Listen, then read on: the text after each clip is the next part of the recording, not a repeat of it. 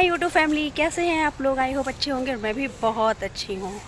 तो सभी को पहले तो मेरा प्रणाम और नमस्ते। जो भी आप लोगों को अच्छा लगे उसे स्वीकार कर लीजिए। तो जितने भी लोग नए आए हैं मेरे चैनल को पहले लाइक सब्सक्राइब और शेयर करिए, जो भी लोग आए हों और मुझे सुन रहे हों। और दूसरी बात है, बिना स्किप किए हुए पूरा वीडियो देखना। आज मैं किस चीज़ की समस्या का समाधान लेकर आई हूँ, तो वात पित्त का तो हम लोगों ने पहले बात कर रखा है। अब मैंने सेपरेट वीडियो कफ को कैसे बैलेंस करें इस पे बना रही हूँ। तो प्लीज़ बिना स्किप किए हुए पूरा वीडियो देखें।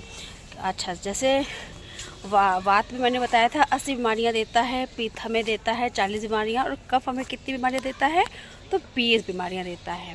तो आइए आगे बढ़ते हैं वीडियो में।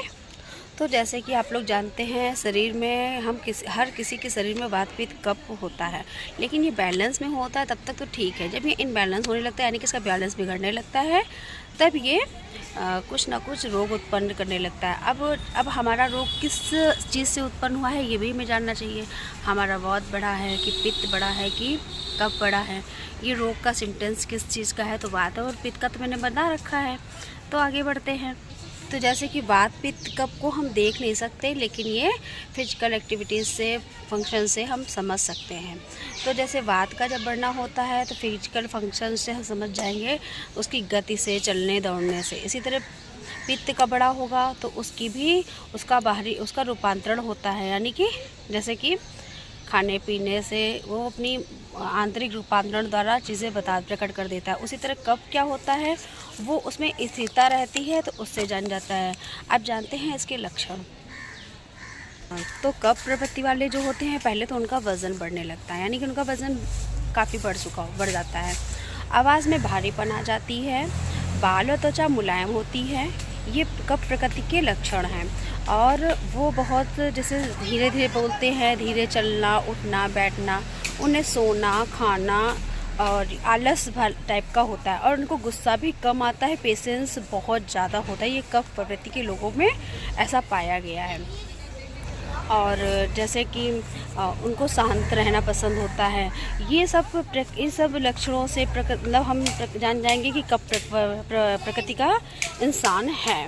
तो अब हम जानते हैं कि अगर इस कफ प्रकृति का इंसान है, तो अब उसको कैसे कफ से निजात मिले, कफ दोष से निवारण को आगे बात करते हैं।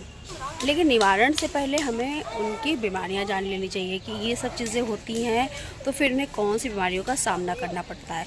तो सबसे पहले तृप्ति, यानी कि बिना खाए ही भूख लगी हुई है, यानी कि उनको कुछ भी खाने की इच्छा ही नहीं होती है। और मतलब उनको लगता है कि बस हम खाए हैं, मेरा पेट भरा हुआ है।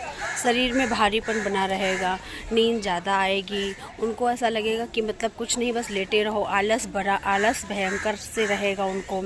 और ना उनके अंदर चेतन शक्ति भी कमज़ोर रहेगी। स्थिरता बनी रहती है, यानी कि जहाँ बैठे हैं तो बैठे ही हैं।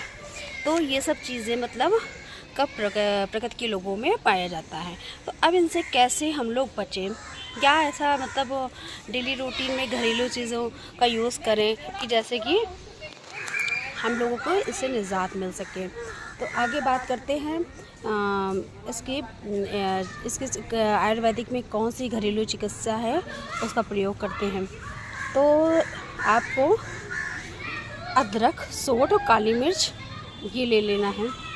और अदरक तो आप वैसे भी चाय में यूज़ करते हो, तो वो तो ठीक है, अदरक ऐसे भी उसका निकाल के पी सकते हो। लेकिन सोंठ है, काली मिर्च है, पिपली है, इनको पीस के इनका चूरन बना लेना है। और आपको आधा चम्मच शहद के साथ, आधा चम्मच से भी कम कर लीजिएगा, एक चम्मच का चौथा हिस्सा शहद के साथ रेगुलर इसको ले लीजिए। तो ये कफ को कंट्रोल करता है। और कफ वाले लोगों को गोंद के लड्डू हैं, थोड़ी सी गर्म चीज़ों का यूज़ करना है, यानी कि गर्म चीज़ें खानी, क्योंकि इन लोगों को ठंडी भी बहुत ज़्यादा लगती है, इनके अंदर ये सब प्रॉब्लम्स रहती हैं।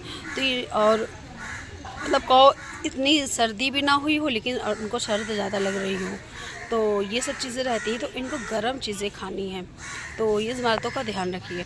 अब जान लेते हैं इनको कैसा खाना चाहिए। जैसे कि आयुर्वेदिक में 6 स्वाद है, तो इनको कसीला, कड़वा और तीखा ये भोजन इनको लेंगे तो इनके लिए बेनिफिट रहेगा। गिलोय की पत्तियों की सब्ज़ी भी खा सकते हैं, गिलोय का काढ़ा भी पी सकते हैं। इन सब बातों का ध्यान रखना है। तो अब तो आज का वीडियो आपको अच्छा लगा होगा, तो आई होप मिलते हैं नेक्स्ट वीडियो में नेक्स्ट समस्या और उसका समाधान के लिए। Thank you everyone.